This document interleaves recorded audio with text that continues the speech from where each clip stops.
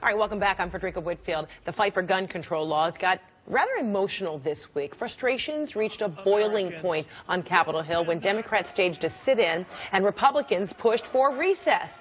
At one point, Representative Gomert, a Republican, interrupted Democratic Representative Brad Sherman, and here's a clip. Radical Islam!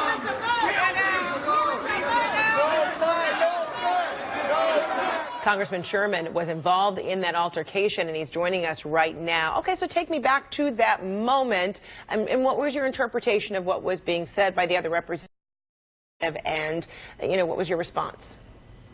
Well, I was interrupted earlier in the speech by several other Republicans, but the real problem here is that we didn't have regular order on the floor of the House because the Speaker will not allow us to deal with common sense gun safety laws. The whole country wants us to deal with those. The Senate has had half a dozen votes. All we were trying to do is get a vote on the floor of the House. That would have been a regular debate, and we wouldn't have had altercations, we wouldn't have had sit-ins, we wouldn't have had people interrupting each other. We can debate calmly and according to the rules, if only the Speaker will let us debate what America wants us to debate. And so what do you say to the House Speaker who said, this was not respectful, it defies decorum, and he essentially said that this sort of protest is more obstructionist, it's an interruption as opposed to it being an impetus to help push anything forward? Well, this was an act of desperation because it's the Speaker who has blocked the Congress. He won't allow us to vote on common sense gun safety. And the Senate, as I said, has had several votes. We haven't had one. And so it was a desperate measure to try to get the House to do the people's business. And I hope that when we reconvene right after Independence Day, that the Speaker will relent and let us have a vote on perhaps the Collins bill or any other of the proposals that has substantial support. And in what way would you hope there was a continuation after the 4th of July holiday break? I mean, this sit-in was largely pushed by, well-known civil rights icon and Congressman John Lewis of Georgia. With this sit-in, he helped remind people of the effectiveness of sit-ins that he was involved in during the civil rights movement, and this is an extension of that. This sit-in did end, and the holiday break is now something all lawmakers are participating in. In what way will this protest or this demonstration continue, if not by way of a sit-in, but how? My hope is that it doesn't continue, because my hope is that we go back to doing the people's business in an orderly way. That would mean the Speaker would let us vote on the Collins bill or any of the other several bills that are pending that have substantial support. You have any reason to feel hopeful that that would happen?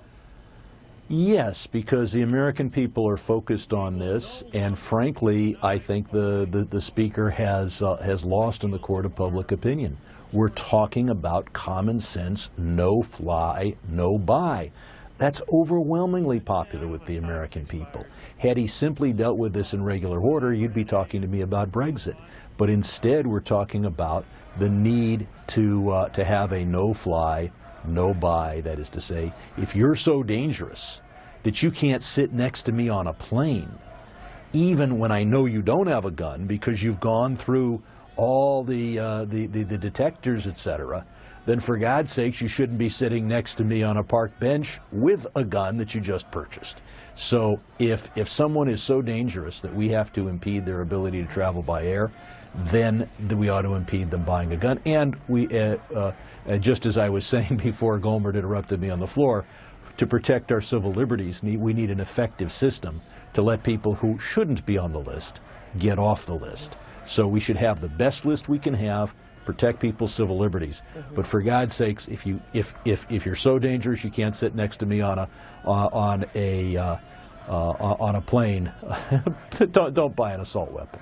Okay, so Congressman Sherman, you did just bring it up, Brexit. I do want to ask you about that. And there have been some parallels analysts have made about what has happened in, as a result of Brexit and the parallels being made to the race for the White House. Do you think that's reasonable? Can you equate the ambition behind the Brexit, vote, the nationalism, the protectionism, the same kind of language that a particular presumptive Republican candidate of Donald Trump is also extending to the American people? Well, remember, this was 52-48 in their electorate. We have a completely different electorate and different issues. So one certainly can't predict our vote as a result. But it does show that the elites need to listen to the people. And what we have is a situation of this Trans-Pacific partnership.